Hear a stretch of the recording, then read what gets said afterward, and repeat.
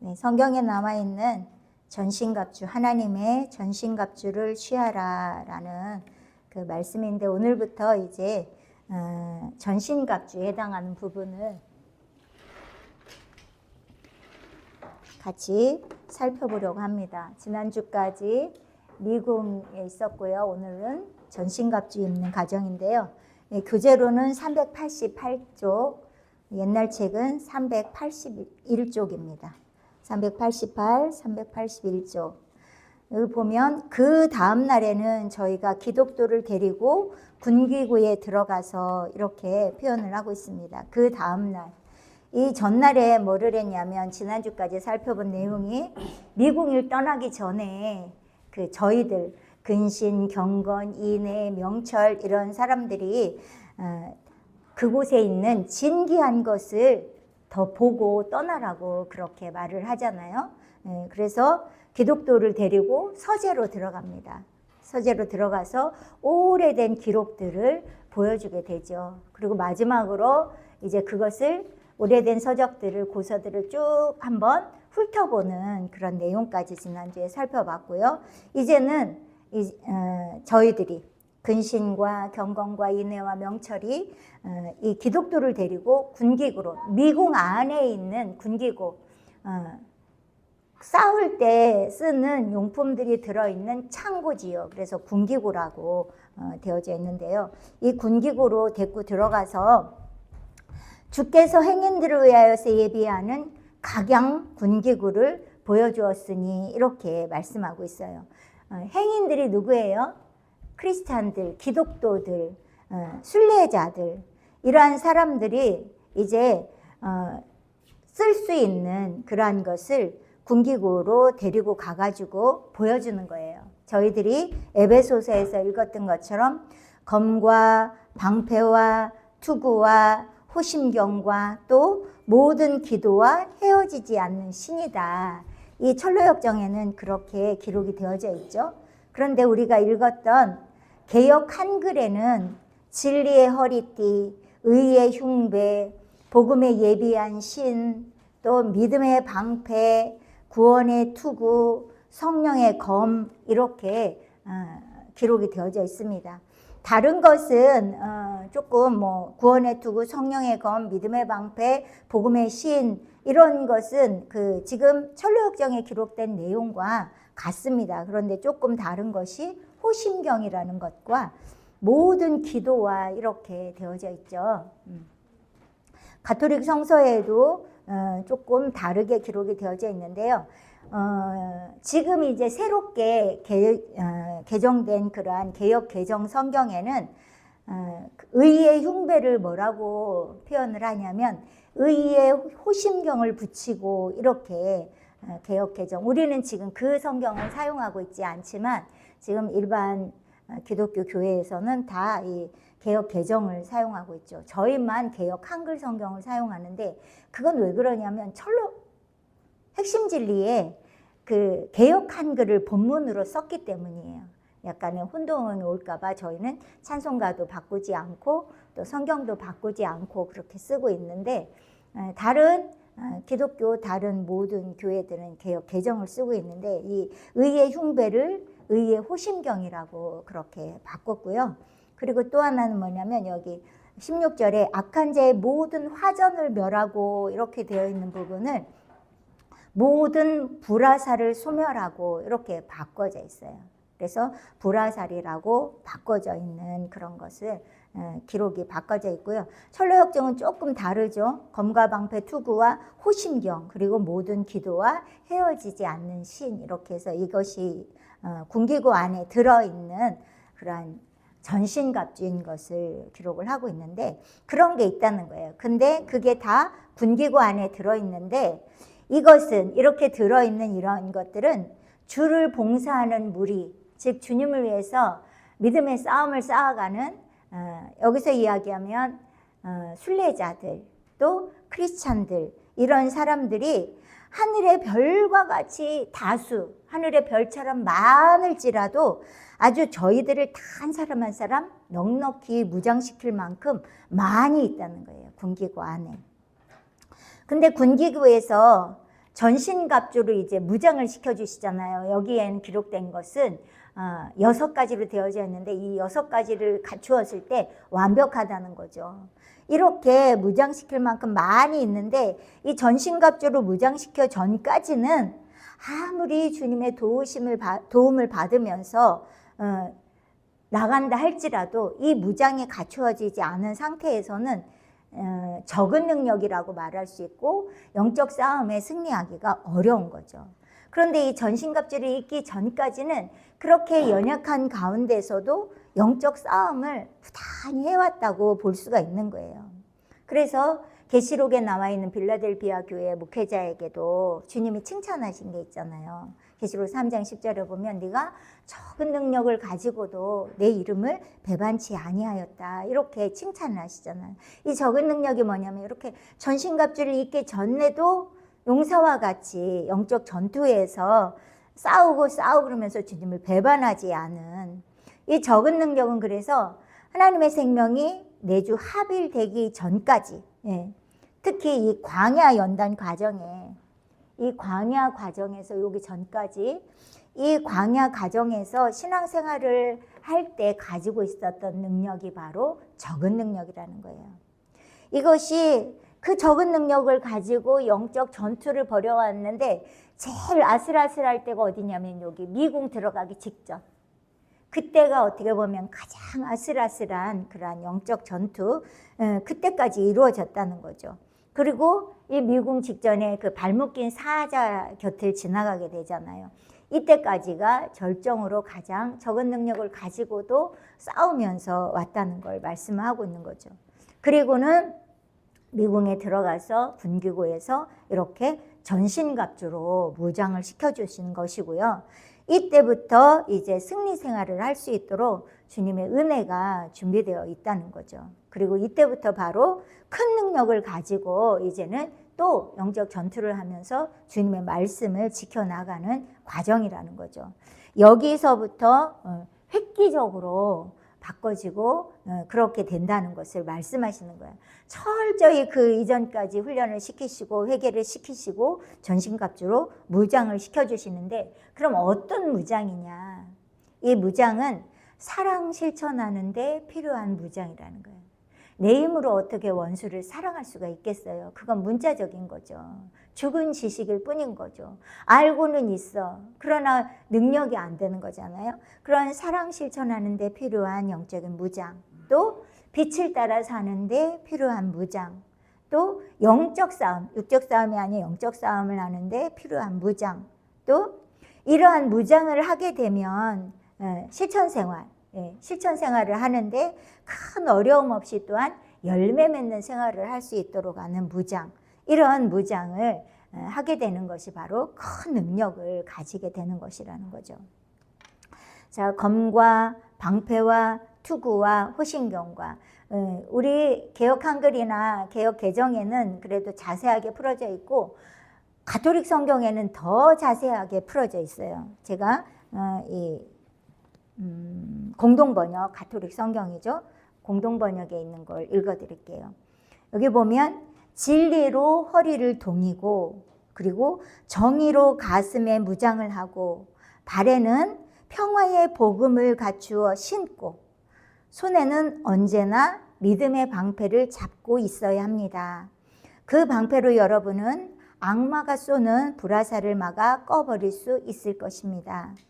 구원의 투구를 받아 쓰고 성령의 칼을 받아 주십시오. 성령의 칼은 하나님의 말씀입니다. 여러 성령의 도움을 받아 기도하십시오. 내 의지로 하는 것보다 성령의 도움을 받아 기도하십시오. 여기에 나와 있는 모든 기도와 헤어지지 않는 신에 대한 말씀인 것 같아요. 늘 깨어서 꾸준히 기도하면 모든 성도들을 위하여 간구하십시오. 이렇게 좀 쉽게 풀어서 가톨릭 성경에는 그렇게 말씀을 하고 있습니다. 우리는 진리의 허리띠, 의의 흉배, 복음의 신발, 그리고 믿음의 방패, 구원의 투구, 그리고 말씀의 검, 이렇게 표현을 하고 있지요. 그런데 여기 보면 호심경이라고 되어 있잖아요. 호심경. 우리는 이걸 개역 한글에서는 의의 흉배라고 이야기하는데, 전쟁을 할 때 이 가슴에다가 심장을 화살을 맞으면 죽잖아요. 근데 여기 심장을 뚫지 못하도록 붙이는 거래요. 쉽게 이야기하면. 그런데 이것은 뭘 의미하냐면, 이 후심경이라는 것은 마음을 비춘다는 뜻이라는 거예요. 즉 마음을 비추는 게 뭐겠어요? 마음을 비추는 거울, 양심을 이야기한다는 거죠. 양심. 자기의 마음을 늘 살피라는 거죠. 그것을, 그래서 우리 성경에는 의의 흉배라, 하나님의 의로 자기를 성찰하는 것을 말씀하시는 거죠. 그리고 헤어지지 않는 신은 낡아지지 않는 신, 복음의 신을 말씀하는 거예요. 달아 없어지거나 사라지지 않는 그러한 온전한 진리를 허락하신다는 거죠. 저는 어제 생명과 또 생명수, 맑은 물 이런 것들이 정리가 되면서 제 영혼이 막 살아나더라고요. 또 오늘도 그 말씀이 제 안에 정말 생명과로 역사를 하면서 하늘에 있는 말씀이 내 안에 꿈틀거리면서 또 새롭게 성령으로 막 충만하게. 그리고 제가 예배 시간 시작 전에 축복 기도를 해드리고 싶은, 왜냐하면 내가 하는 것이 아니라 주님이 저에게 주신 권세로 그 주님의 마음이 흘러가게 하고 싶은 그 마음이 막 일어나더라고요. 근데 제가 또 절제는 했죠. 왜냐? 나를 보게 되니까. 저는 온전한 도구임에도 불구하고 그게 혹여라도 저희 안에는 그런 게 없을 수도 있지만 자꾸만 그러한 도구라는 개념을 잘 모르니까 우리들이 뭐라도 된 듯이 나를 드러내는 것처럼 여겨질 수도 있잖아요. 그래서 절제는 하게 됐는데, 이제는 점점 주님이 주시는 말씀들을 통하여서 하늘의 양식을 먹으면서 하늘의 것을 더 알아가는 그러한 은총을 주님께서 허락하여 주시더라고요. 이게 바로 뭐냐면 헤어지지 않는 신이라는 것이 그거예요. 복음의 신, 달아 없어지거나 사라지지 않은 온전한 진리. 즉 이때부터 아마 주님께서 생명과를, 하늘의 진리를 허락하여 주시는구나, 이렇게 제가 알아지더라고요. 온전한 진리를 허락하신다는 것이 바로 헤어지지 않는 신이구나, 이렇게 알아지게 됐고요. 389페이지, 383페이지입니다. 저희가 또한 주의 종들이 가지고 이상한 일을 행한 몇 가지 기계를 보았고, 이거 표현이 이상한데요, 이상하지 않습니다. 저희가 또한 주의 종들이 가지고 있던, 여기 주의 종들은 그 밑에 쭉 모세, 야엘, 삼손, 기드온, 다윗, 이들이 행한 일들을, 주의 종들은 지금도 믿음의 선진들, 믿음의 일들을 일으키는 사람들이 많이 있지만 대표적으로 여기는 모세와 야엘과 기드온과 삼손과 다윗을 예를 들어요. 그분들을 이야기하는 거예요. 주의 종들이 가지고서 이상한 일들을 행한 몇 가지 기계, 이 사람들이 가지고 있던 몇 가지 기계, 모세 같은 경우는 능력의 지팡이, 야엘 같은 경우는 방망이와 말뚝, 또 기드온 같은 경우는 항아리와 나팔과 등불, 삼손이 가지고 있었던 것은 나귀턱뼈, 다윗이 가지고 있었던 물맷돌. 아니, 물맷돌로 어떻게 그 거대한 장수를 무너뜨릴 수가 있겠어요? 그러니까 여기서 이상한 일들을 행한 몇 가지 기계라는 거예요. 또 나귀 턱뼈를 가지고 수백 명을 혼자서 삼손이 물리치잖아요. 이것도 바로 이상한 일들을 행한 기계라는 거죠. 이뿐만이 아니라 그 기드온이 역사를 나타냈던 항아리와 나팔과 등불, 또 모세가 들고 능력의 역사를 일으켰던 그 마른 막대기, 지팡이, 또한 야엘이, 시스라라는 군대 장관이 전쟁에 패하여서 막 도망을 쳐요. 그러다가 이 야엘은 여자예요. 헤벨이라는 그 사세기에 나오는 헤벨이라는 분의 아내인데, 이 시스라 군대 장관과 이 야엘의 남편 헤벨과는 관계가 좋았어요. 그래서 서로 도움을 주고받는 관계예요. 근데 이 전쟁에 패하게 되니까 지금 도망을 간 거예요. 도망을 가서 도피처로 삼아서 이 집에, 헤벨의 집에 들어갔을 때 이 야엘이 가나안 땅에서 이스라엘 백성들을 숨겨줬던 여자가 누구죠? 갑자기 이름이 생각이 안 나네. 아유, 이 갑자기.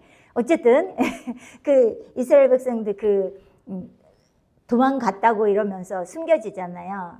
라합, 기생 라합과 같이 이 야엘도 그런 아주 지혜로운 여자였던 거죠. 들어오라고 해가지고 이 스스라를 주무시라고, 편안히 주무시라고, 여기는 안전하다고. 그렇게 하니까 뭐 전쟁 중에 얼마나 몸이 피곤해요? 그러니까 피곤한 중에 잠이 드는 거예요. 그래가지고 이불을 이렇게 덮어줘요. 예. 이불을 덮어주고 푹 잠들었을 때 어떻게 하냐면 방망이와 말뚝을 이 이마에다 대고 방망으로 친 거예요. 그래갖고 여기에다가 방망이로 박아가지고 죽은 거죠. 이게 주님이 원하시는 일들을 알았던 기생 라합과 같이 지혜로운 그 여인이었던 거죠. 하나님의 뜻을 이루어드리는 도구였던 거죠. 아우, 여자가 어떻게 그렇게 해? 이거 아니죠. 주님의 도구로서는 그 어떤 것도. 이게 바로 쭉 주의 종들 모세와 야엘과 기드온과 삼손과 다윗이 몇 가지 기계, 몇 가지 도구, 정말 하잘것없는 것 같은 그러한 도구를 통하여서 이상한 일들을 행했다는 거예요. 그런 것을 쭉 기록하면서 주께서 장차 취할 것을 취하실 날에 죄인을 죽이실 검을 보였다. 그 외에도 기독교가 극히 좋아하는 여러 가지 훌륭한 물건을 내어 보이고 이렇게 하기를 다음에 저희가 다시 취침하였다. 이렇게 기록을 하고 있습니다. 자, 이렇게 주님의 종들, 지금도 주님의 종들이 일을 하고 있죠. 각자 그렇게 주님의 종들에게 주시는 이상한 몇 가지 기계들이 있다는 거예요. 이게 뭐냐면 믿음의 선진들이 하나님의 나라를 위해서 주님의 뜻을 이루기 위해서 전투를 벌여서 승리할 수 있도록 주님의 권능을 나타낸 그러한 도구들을 표현하는 말이에요. 그래서 이렇게 믿음으로 무장시켰다는 뜻이고요.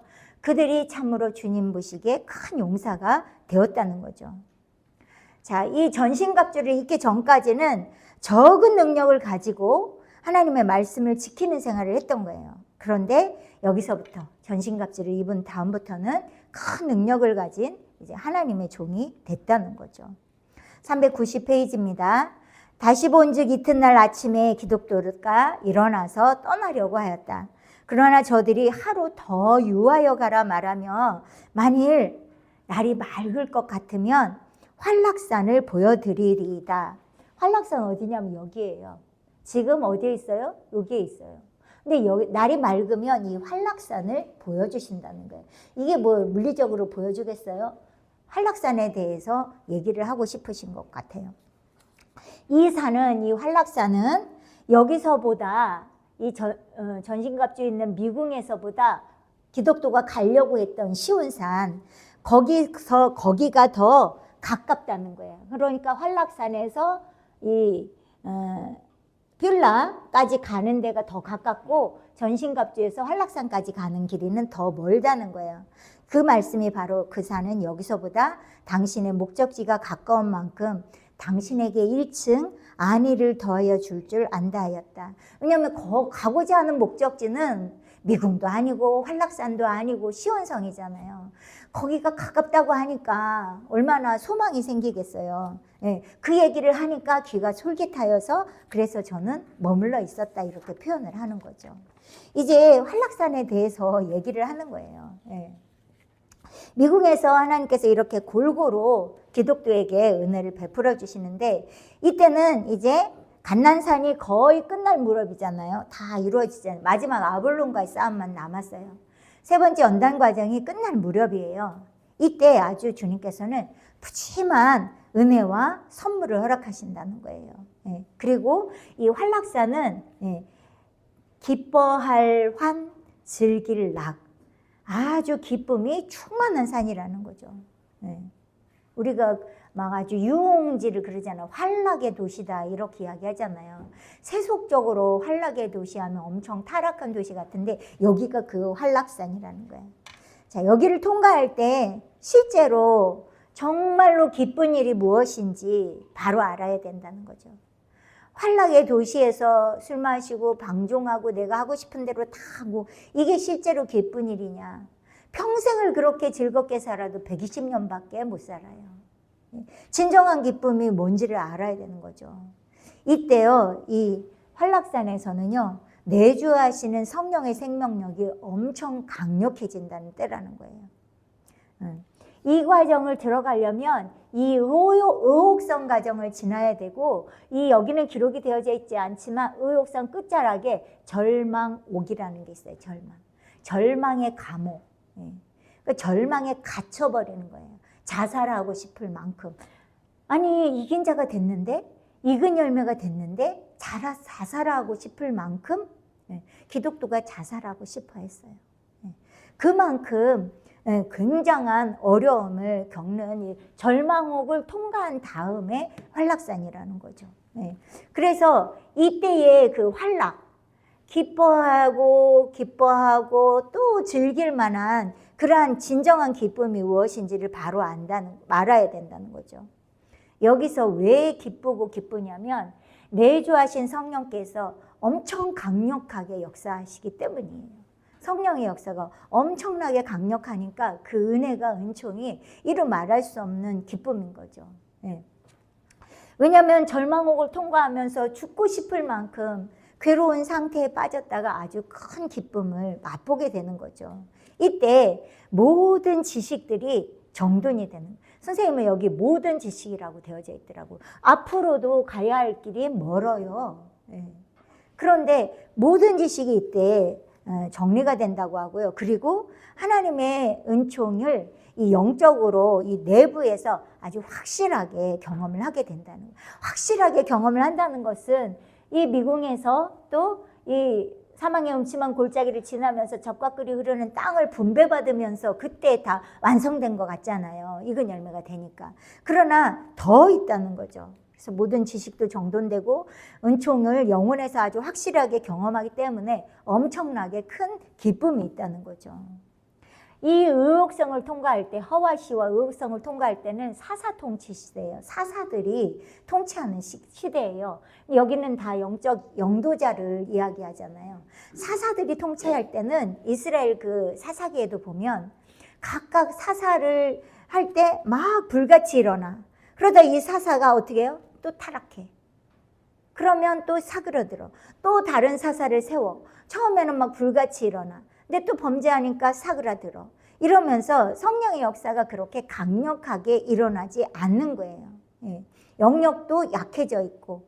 그런데 육신의 세력은 비교적 강하게 역사를 하게 되고. 그런데 이 활락산을 들어가게 되면 성령의 능력이, 내세의 능력이 몸 안에서 굉장히 강하게 나타나는 거죠. 의옥성 과정에서 경험하지 못했던 그러한 모든 것들이 보충이 되면서 매우 기쁘고 기쁜 일만 있다는 거죠. 지혜, 지식, 그리고 모든 면에서 좋아진다는 거예요. 그리고 모든 것이 긍정적이고 풍성하고 또 하나님의 사랑을 아주 크게 느끼게 된다는 거죠. 이 과정에서 특히 여기 효시의 집을 통과할 때도 마음이 막 지혜가 열리면서 기뻤잖아요. 그리고 미궁을 통과하면서도 이 큰 기쁨을 맛보게 되잖아요. 그러면서 이 또 한락산에서 그렇게 아주 은혜로 성령으로 충만하게 된다는 거죠. 그래서 이 한락산도 궁정이래요. 미궁과 같은 궁정이래요. 여기서 이 한락산의 궁정을 통과할 때 엄청나게 풍성한 그러한 은총을 경험하게 된다는 거죠. 자, 천년 왕국 시대에 안 내려야 되겠다. 이 땅에서 7년 대환란이 끝나고 천년 왕국이 오잖아요. 근데 그 천년 왕국에 분봉왕들이 있다고 했잖아요. 우리가 핵심 진리 배울 때. 근데 분봉왕들이 우리는 뭐라고 보통 이야기하냐면 이 땅에서 살아서 주님께서 휴거시켜준 사람들이 그 당시에 천년왕국의 분봉왕이 될 것이다. 이렇게 말씀을 하는데 공선생님은 그 말씀도 이제 공선생님이 하셨던 거죠. 근데 여기서 더 정확하게 말씀하시기를 뭐라고 말씀하시냐면 천년왕국에서 분봉왕의 권세를 받으려면 적어도 이 활락산을 넘어간 사람이어야 된다고 봅니다. 이렇게 됩니다. 이렇게 하지 않고 된다고 봅니다. 이렇게 말씀하셨어요. 주님께서 그렇게 영감이든지 뭘로 알려주신 거죠. 그러니까 당신도 안 가봤으니까 적어도 천년왕국 가운데 분봉왕의 권세를 얻으려면 활락산에 넘어간 정도는 되어야만 그래야만 분봉왕의 권세를 얻게 된다 봅니다. 이렇게 말씀하시고요. 이긴 자라 할지라도 활락산을 넘어간 성도들에게만 왕권을 주시게 되는가 봅니다. 이렇게 또 말씀을 하세요. 자, 이 경지에 들어갔을 때 그리고 비로소 하나님의 보좌에 올라가게 된다고 이렇게 말씀하시더라고요. 우리가 라오디게아 교회 목회자에게 약속하신 말씀이 보좌에 앉게 해주신다고 그렇게 약속의 말씀을 하셨잖아요. 17교회에다가 12가지 축복의 말씀을 하셨는데 라오디게아 교회 목회자에게 보좌에 앉게 해준다고 말씀하셨는데 이 활락산 정도의 경지에 들어갔을 때 보좌에 앉게 해주신다는 거예요. 그러나 사사통치의 시대에도 보좌는 있죠. 그런데 성령님이 요 사사통치 시대 성령님이 어디에 계시면 보좌가 이렇게 있다면 그 옆에 계시다는 거예요. 그렇게 표현을 하시더라고요. 그러면서 또 말씀하시는 게 뭐냐면 그와 같이 사람을 도구로 삼아서 성령님께서 하나님의 생명께서 사실상 왕으로 통치하신다는 거예요. 천년왕국 때 활락산까지 이르른 사람이 분봉왕의 권세를 가지고 그리고 그곳에 가서 통치를 하시는데 예를 들어서 우리 이정숙 권사님이 통치를 하는 게 아니라 이정숙 권사님 안에 있는 성령님께서 이정숙 권사님이라는 그분을 도구로 삼으셔서 그래서 사실상 주의 성령께서 왕으로 통치하신다는 얘기예요. 우리에게 너희는 도구다.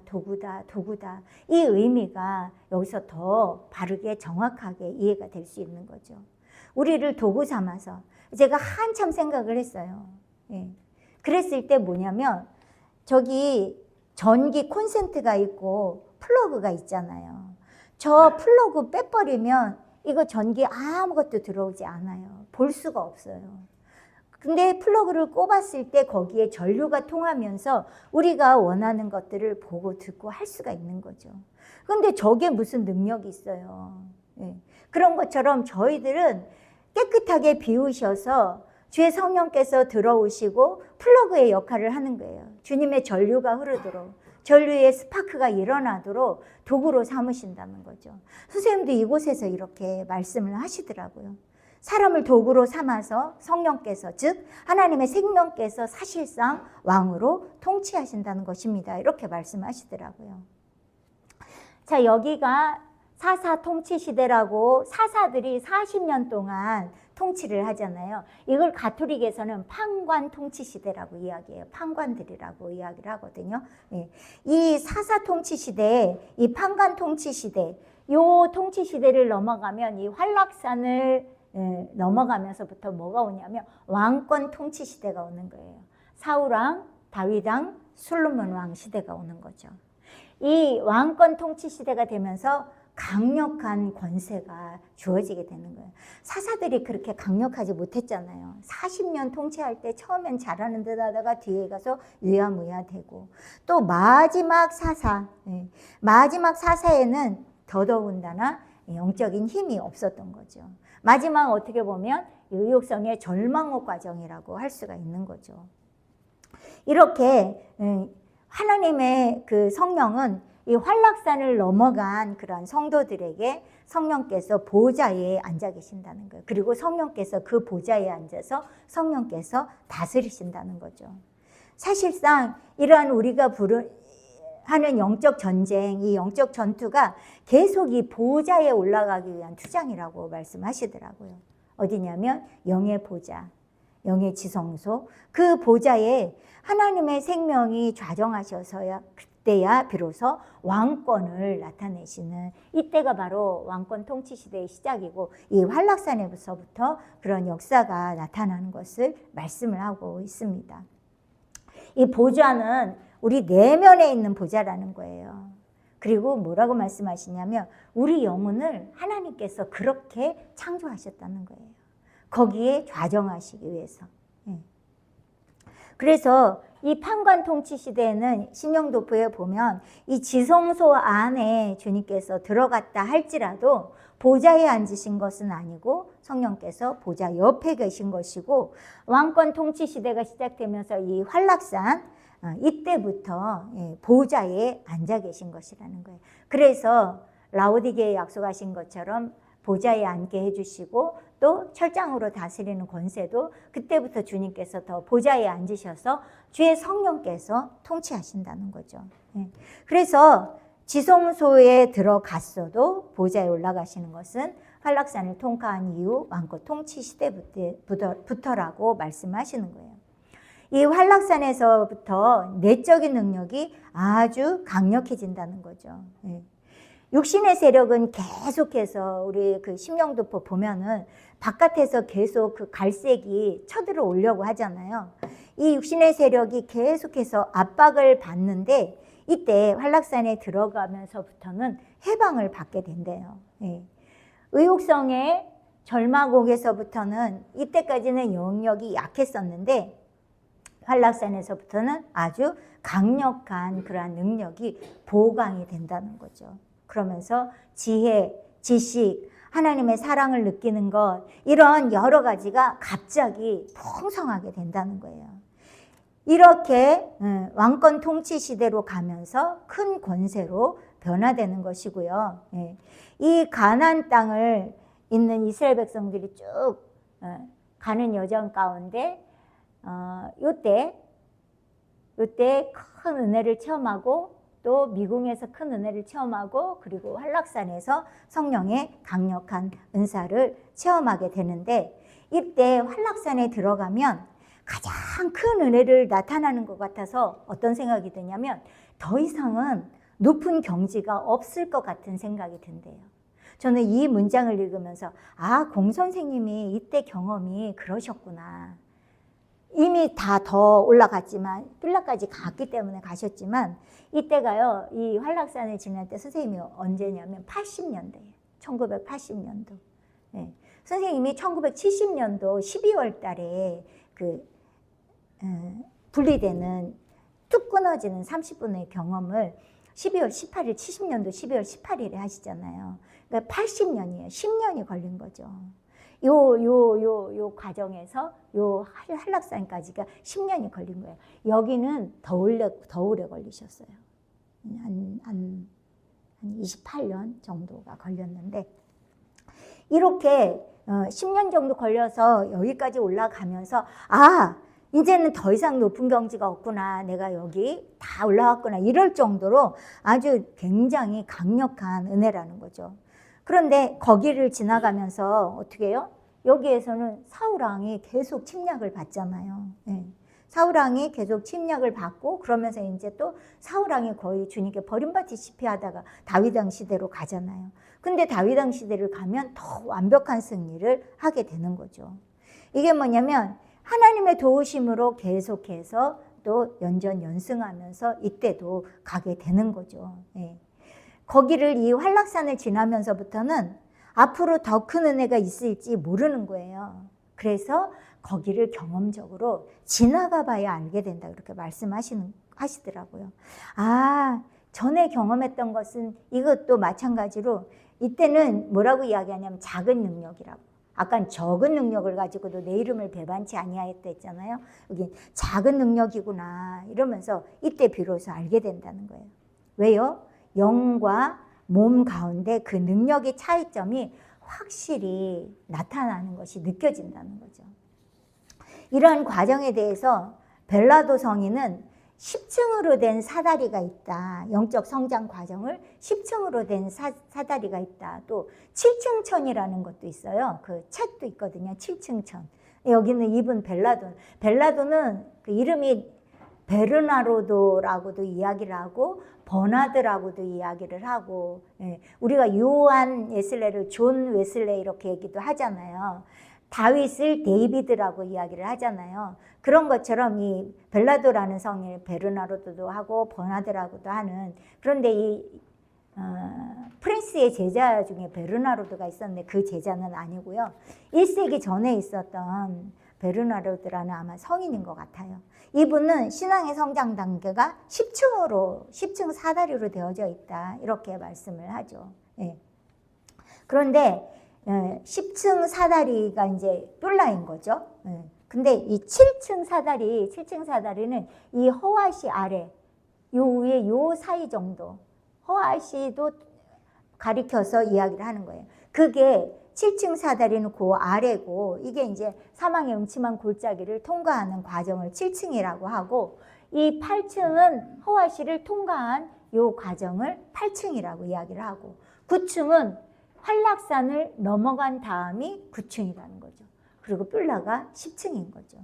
이렇게 표현을 하면서 이러한 사다리를 통과를 하는데, 이 활락산을 넘어간 다음부터는 사람 속에 들어오셔서 하나님이 직접 다스리신다라고 표현을 했다는 거예요. 그러니까 우리들은 점점 더 진짜 도구인 거예요. 점점. 주님이 쓰실 만한 더 비워지고 깨끗하게 된 도구라는 거죠. 그래서 하나님이 직접 그렇게 다스리신다, 이렇게 말씀을 하신다는 거죠. 또한 뭐라고 말씀하시냐면, 천년왕국에서 분봉왕들이 다스린다 그랬잖아요. 그리고 선생님이 더 엄밀하게 얘기하면 활락산을 통과한 사람들만이 거기서 분봉왕으로 다스리는가 봅니다. 이렇게 표현했다고 했잖아요. 거기서도 통치를 하지만 영원 천국에서도 주님만이 통치하시는 건 아닌 것 같아요. 영원 천국에서 통치하는 일이라든가 이러한 모든 일들이 하나님의 질서에 따라서 이루어진다는 거죠. 그러면서 천년왕국 시대의 왕권을 가지고 사람이 휘두르는 것이 아니라는 거예요. 철정 권세를 휘두르는 것이 사람이 가지고 휘두르는 것이 아니라 그 사람 속에 들어오신 하나님의 생명이 그 사람을 도구로 사용하셔서 통치하신다는 것이라고 설명을 해야 됩니다. 이렇게 말씀하셨어요.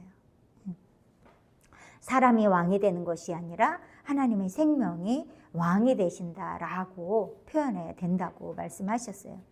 자, 사사들은 실질적으로 통치력이 약합니다. 특히 마지막 사사는 엄청 통치권이 약했었죠. 그러다가 갑자기 사울왕이 등극을 하면서 큰 왕권을 가지고 나타나게 되면서 굉장히 크게 달라진 거죠. 이것은 바로 뭐냐면 외적으로도 그렇지만 우리에게 왕을 주십시오, 왕을 주십시오, 왕을 주십시오 해서 왕을 줘서 왕이 통치권을 행사할 때 외적으로도 강력하지만 우리의 영과 몸 가운데 하나님께서 나타내시는 그러한 내세의 능력, 생명의 능력이 마치 가나안 땅에서 사사 통치에서 왕권 통치로 넘어갈 때 달라진 것처럼 아주 신비적인 현상들이 내면 안에서도 있어지게 된다는 거예요. 그것은 지혜, 사랑, 지식, 능력 이런 여러 가지들이 풍성하게 거기에서 다 따라오게 된다는 거예요.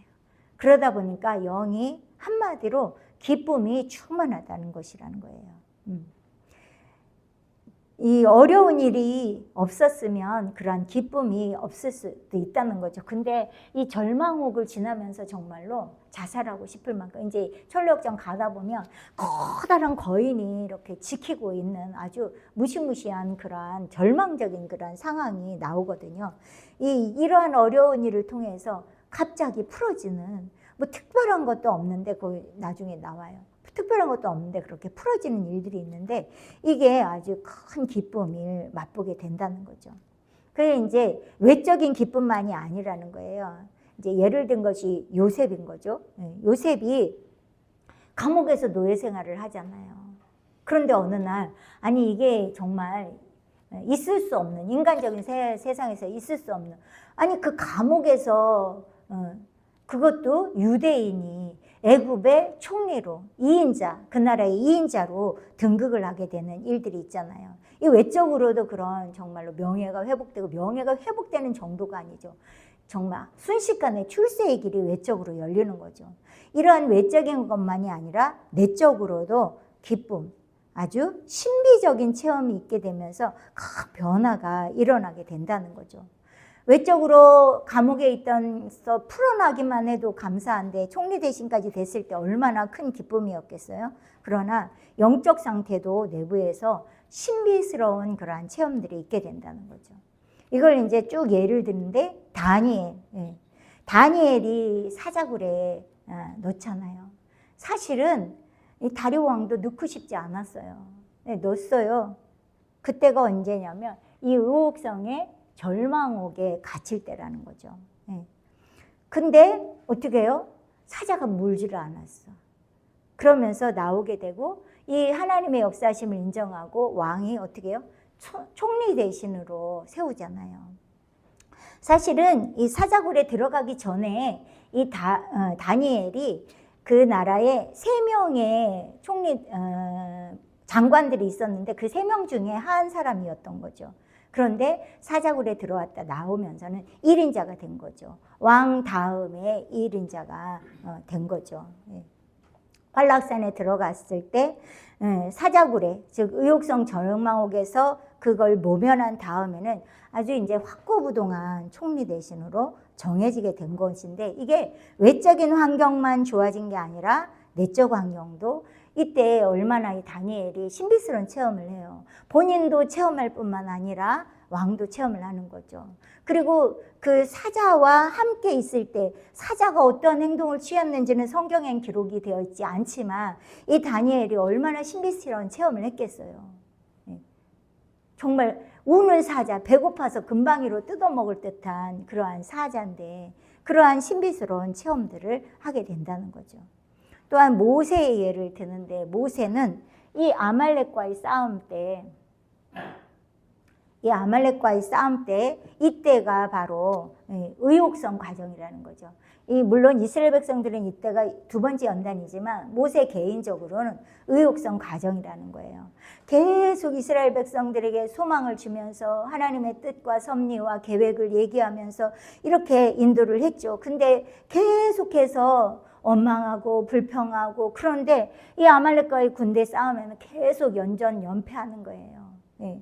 그러면서 많은 군사들이 죽임을 당하게 되죠. 그러니까 큰 절망옥에 빠진 거죠. 큰 절망에 빠지게 된 거죠. 하나님이 이렇게 인도하라고 하셨고 하나님이 이끄셨지만 모세가 영도자로 이끌고 왔어요. 그러니까 어쨌든 어떻게 했어요? 책임감이 있었던 거죠. 그러니까 이 모세도 마음도 약해지고 절망에 빠지게 된 거죠. 그때 주님이 어떻게 해요? 시내산 꼭대기로 올라오라고 하잖아요. 거기가 활락산인 거죠. 그렇게 이끄셔서 하나님께서 강한 역사를 일으키는데 그곳에서 신비적인 체험이 뭐예요? 하나님의 몸도 보게 되는 거잖아요. 그런데 이렇게 겉으로 본 것은 아무것도 아니라는 거죠. 이때 내부에서 이 모세의 안에서 나타나는 이러한 은총, 이것이 굉장히 중요한 것이죠. 이 모세의 활락산은 시내산에서 이 모세가 40일 금식 기도를 하던 중에 주님께서 기쁨을 주는 아주 신비스러운 체험을 하는 이때 또한 이렇게 풍성한 은혜가 있었다는 거죠. 예수님의 예도 들어서 말씀하고 있어요. 예수님은 언제가 활락산이냐? 이 예수님의 활락산은 제자들과 함께 변화산 체험을 할 때가, 그때가 활락산 과정이라는 거예요. 예수님은 죄인이 아니에요.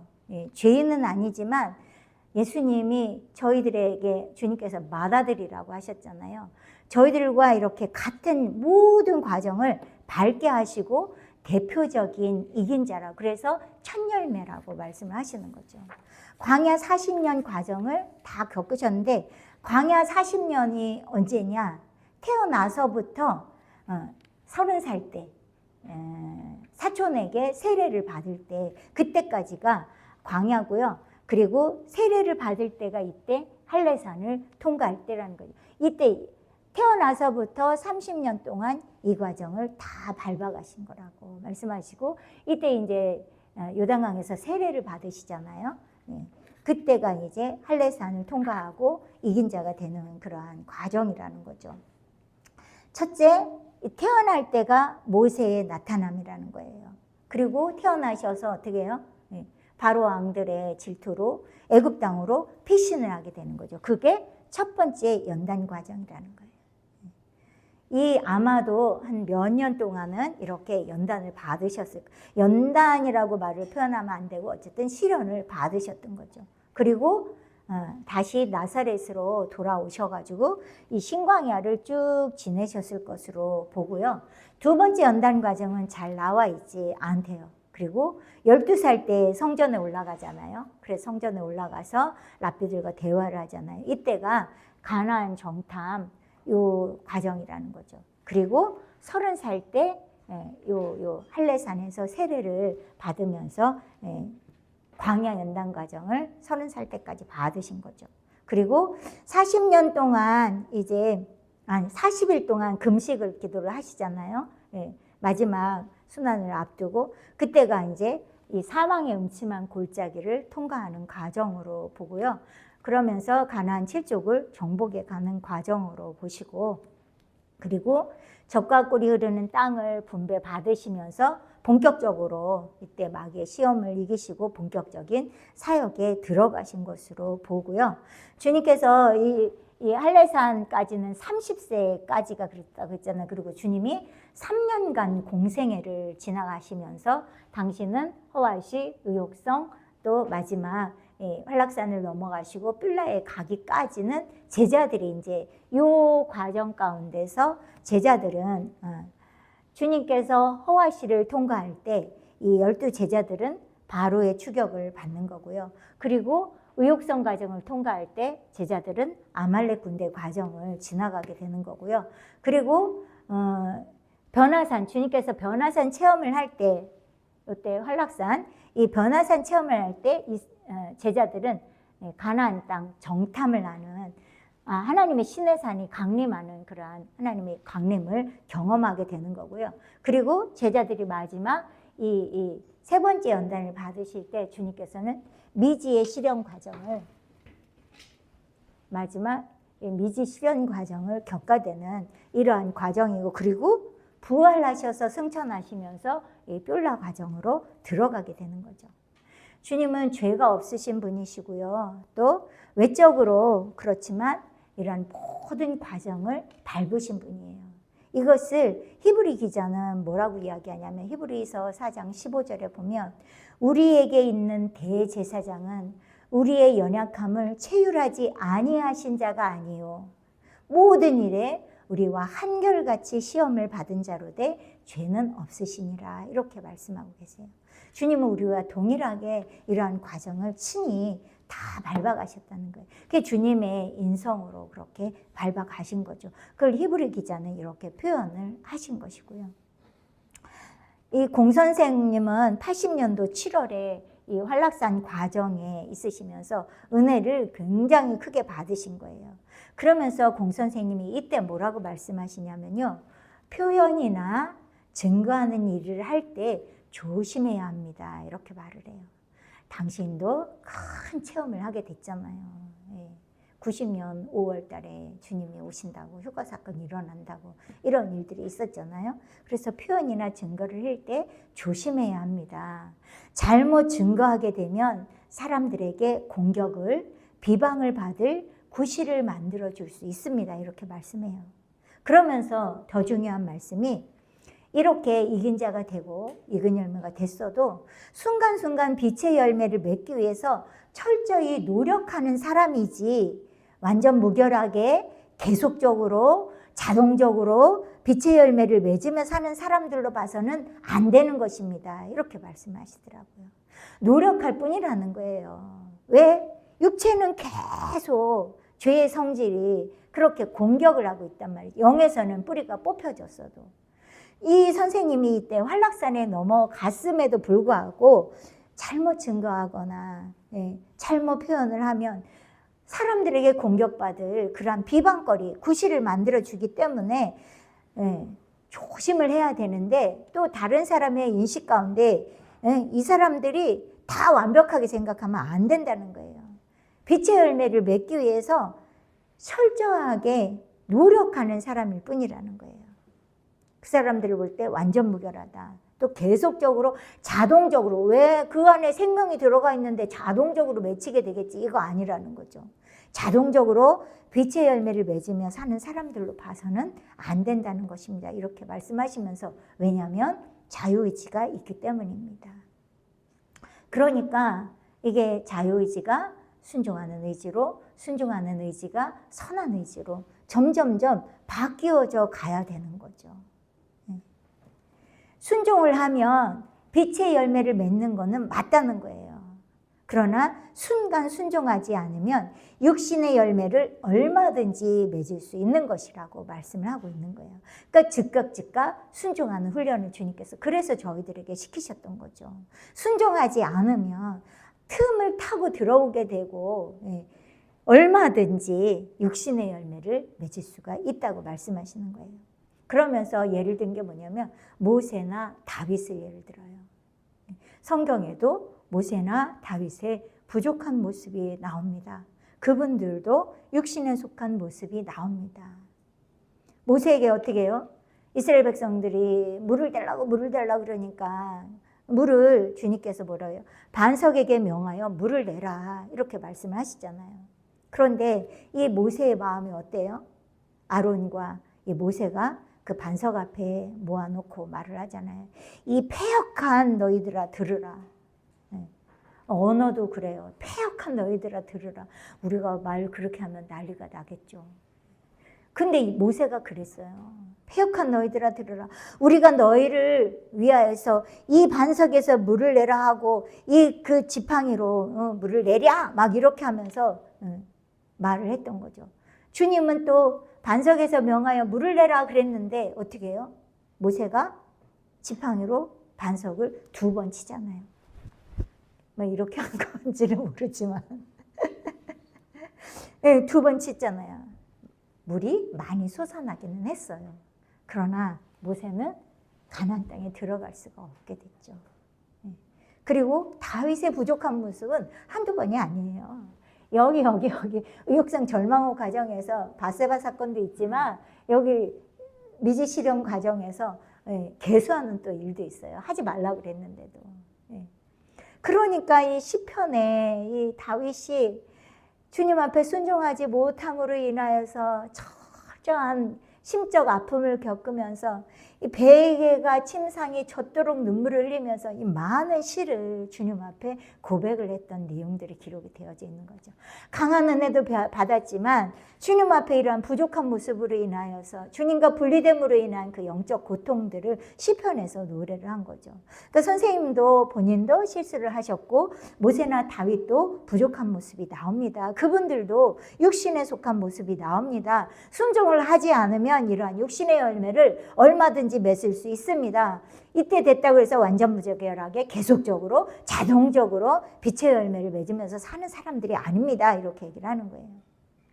그러면서 다른 성인들 얘기를 드는 게 요한에슬레나 이용도 목사님이나 이용도 목사님은 가다가 억성이라는 아이를 만나가지고 억성이를 그 여관으로 데리고 가서 자기 옷 다 벗어주고 그리고 같이 그 여관방에서 재우고 먹을 거 시켜서 주고 그런 예가 있잖아요. 있는 거 불쌍하든지 그 사람이 뭐 일할 수 있는 청년이든지 간에 있는 거 다 내주는 게 이용도 목사님 스타일이야. 요한에슬레 목사님도 그 스타일이야. 그러나 스웨덴보르그는 여기 나와 있지 않네. 스웨덴보르그는 젊은 사람, 일할 수 있는 그러한 능력을 가진 사람들이 국어를 하거나 그러면 엄청 엄하게 책명을 하고 절대로 나눠주지 않았다는 거예요. 성경에 그러잖아요. 주라, 거저주라, 달라고 하는 사람에게 주라 이렇게 말씀하잖아요. 근데 이 스웨덴부르크는 그렇게 하지 않았다는 거예요. 열심히 일해서 돈도 벌고 음식도 네가 번 돈으로 사 먹고 그러면서 물질을 안 주셨다는 거예요. 그래서 옳다 그르다 말할 수 없다는 거죠. 이게 뭐냐면 이렇게 다양한 견해 차이가 있기 때문에 다 같이 똑같은 생활을 하는 것으로 생각해서는 안 된다는 거죠. 다 모두가 각자가 하나님 중심으로 판단을 해야 되는 거라는 거죠. 그런데 그 판단을 뭘로 하냐? 내 지각으로, 내 생각으로, 내 감정으로 하는 것이 아니라 중요한 것은 하나님의 말씀을 중심으로 해야 된다고 말씀을 하고 있는 거죠. 자, 399페이지까지만 할게요. 392쪽입니다. 다음날 아침 저희가 기독도를 데리고 집 누각에 올라가서 저더러 남을 향하여 바라보라 하였다. 그리한즉 과연 착실한 먼 거리에 아주 아름다운 산천이 보였다. 수목이며 포도원이며 가진 과실과 화초가 찬란하고 맑은 샘과 시내가 있어서 보기에 어떻게 상쾌한지. 그리하여 저는 그곳에 이름을 물었다. 저희가 그는 임마누엘 땅이라 하고 연이어 말하기를 이 땅은 이 산과 마찬가지로 행인들을 위한 것이외다.